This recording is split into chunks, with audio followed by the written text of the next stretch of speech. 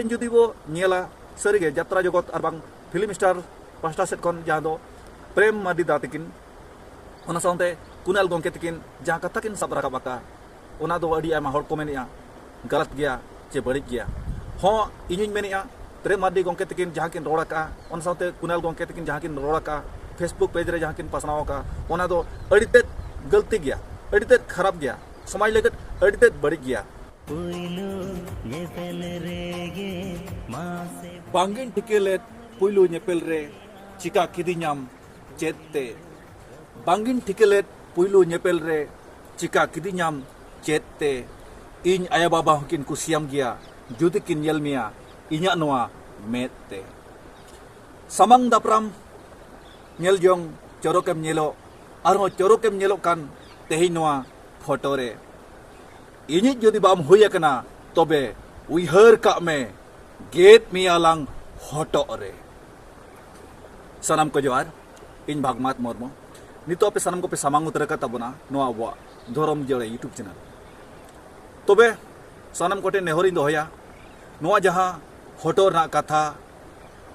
कथा चेत मेद रेना कथा नोंकाना अड़ी आयमा कथा इना अंतरे उकु दो हो कना जहां दो होलाबो सेलेन रायरमपुर आसेकाते ओना आसेकारे दुपड़ुब ताहे कना अड़ी मारांग सातम इदी कते जहां दो कोड़ा कुड़िया कथा इदी कते मेटांग सार सगुन बापला कते मेटांग संसार जोड़ो कते रायबार नितो आटो ठंबो रे मेना आकादिया जहां दो रायबार को हो रायबार जंग को लाजा पड़ा कना मेटांग नापाय संसारे नापाय घरज रे मेटांग कुड़ी गिदर जुदी बो रायबारया एनखान आजा संसारे हिजुकान दिन धरी आजा चिरो जीवन लगत ओकालेका सुखते शांतिते नायते नापायते ताहेना मेनते अबोरी रायबार साउते बानार परिवारा नोआ उइहर ताहेना मेनखान ओना उइहर आत्रा रेगे रचोत आकना टेंगोज आकना तबे नित हों तंगी तलारे मेना आकत कोआ ओना सामटाव लगते सुसर लगते समाधान लगते मेनखान समाधान बांग हुए कना जहाँ दो रायरमपुर आसे करे दुपड़ुब ताहे कना होलानो भागाबंद आर मुरुमडी सुलेपाट डेम लातार मुरुमडी नि मेटांग कुड़ी गिद्र भागाबंद रे ठावा कनाय मेनखान उनकिन तलारे नोंकाना रापाचा रेनार मेना जहाँ दो माझी मोने को तुलुते बांग सोले कना बांग समाधान कना ओना मेनते कुड़ी गिद्रे दड़ का दिक्कु दुआर दड़ कते अब समाज ना मेटांग उल्लंघन मेटांग अब समाज ना मेटांग दाड़े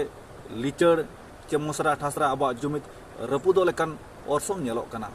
ona ko babot te ona ko idi kate abo barya maji saute aburin pargana baba ko on saute etom konje buddhijibi jahan tina mena akat ko joto sohor setter ko tahe kana menkhan ona holana dupulub re bang gota kana bang sala faisala kana ona mente date mahamayat ko khoda uri akat tabona noa 2025 na ge 30 tarik noa December 30 tarik thauka faisala huyua जुदी बानर पास्टारिन असमिकिन हिजुआ are ओना तलारे जहां समाधान हुयुआ ओना मना हुयु गया जुदी बा हिजुआ जहां party के तबे मुचा रे दो अब जहां अमूल रे गापाल मारा हुयु कना ओना सेट खन गे जहाना कथा गे सब राकाबो तबे होलानो धरिते दोसार दुपड़ुब ताहे कना ओना दोसार दुपड़ुब धरिते कुड़ी पाटा असमी बांगिन सेटरा कना ओना मेनते मुरुमडी अतु माझी बाबा हो लाजा पड़ा सलाते दुख सतलाते नेहर नित हो दोहो आकात गया उनी कुड़ी आज बाबा और बांग कुड़ी गिद्र ओना 30 तारीख किन सेटरो अमेनते नित हो को लेका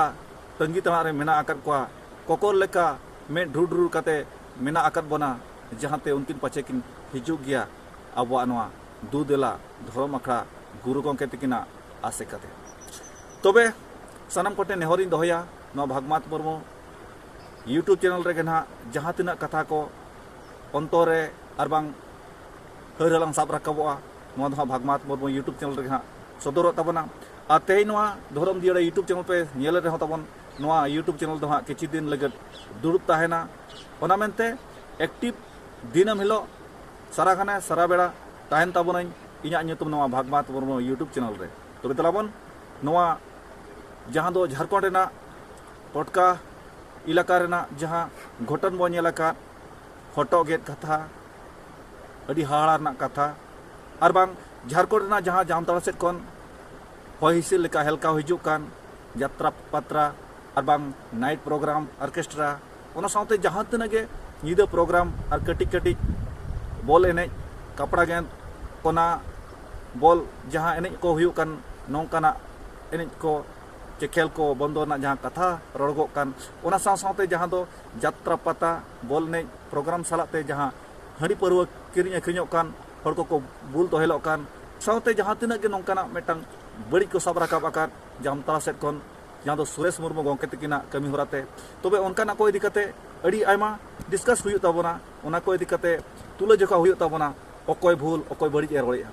तेहेन जुदी बो नेला सारिगे यात्रा जगत और बांग फिल्म स्टार पास्टा सेट खन जहाँ दो प्रेम मार्डी दा तकिन ओना साथे कुणाल गंके तकिन जहाँ कथा किन सब राकाब आकार ओना दो अड़ी आयमा हर को मेनिया गलत गया चे बड़ी गया हाँ इᱧ मेनिया प्रेम मार्डी गंके तकिन जहाँ किन रोड़ा का ओना साथे कुणाल गंके तकिन जहाँ किन रोड़ा का फेसबुक पेज रे जहाँ किन पासनाव का ओना दो अड़ीते गलती गया अड़ीते खराब गया समाज लगत अड़ीते बड़ी गया तबे ओना रे तुलाजोखा हुयुग ताबोना सुरेश मुर्मू गंके तकिन अड़ी सरहावना किन कमिया का मेनखान ओका लेका हिसाब ते सरहावना नोआ हबो गालमारावा जुदी सुरेश मुर्मू गंके तकिन सही गया किन एनका इया नजर ते दो नुकिन जहाँ स्टार बो मेताकिन कना प्रेम मार्डी दा ओना साथे कुणाल गंके तकिन नुकिन सही गया जुदी बो मेना कुणाल गंके बड़ी गया ओना साथे प्रेम मार्डी गंके तकिन हुकिन बड़ी गया तबे इन दुñ मेना सुरेश मुर्मू गंके तकिन हुकिन बड़ी गया जुदी समाज रेना समान आकार समान में तबो नेल कोआ एनखान जतो हर गे को ठिका जहाँ ओनारे हुदिसो कना जहाँ चिंता भावना उयहरो कनाय उनीगे बड़ी मेनतिन मेना जुदी नुकु कथा को तुलाजोखाया तबे ओनारे बड़ी दो इñा गे जहाँ रोड़ाय आपान आपिन रोड़ उयहरते आपान आपिन विचारते जहाँ रोड़ काय उनी दो आजा हिसाब ते ठीक गे रोड़ काय तबे ओका ठिका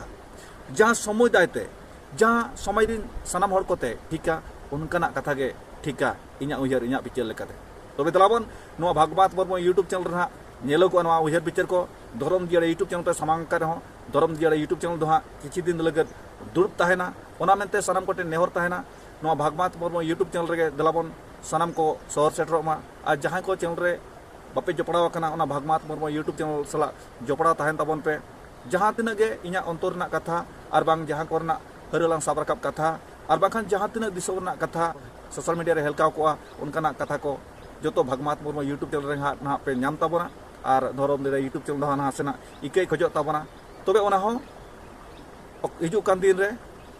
छुटो गया लहा सेट लड़ाब लगते बार कथा सामांग लगते तबे आपटे नेहरी दोहया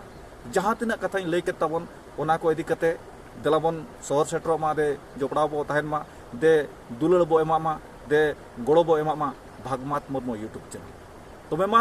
सनाम कोटे नेहर ताहेन कना जहाँ तिना कथा रोड़ के ओना कोरना कथा बुटा बुटी ओना भागवत मुर्मू यूट्यूब चैनल पे नाम ताबोना तबे दलाबन मा सनाम को जोहार।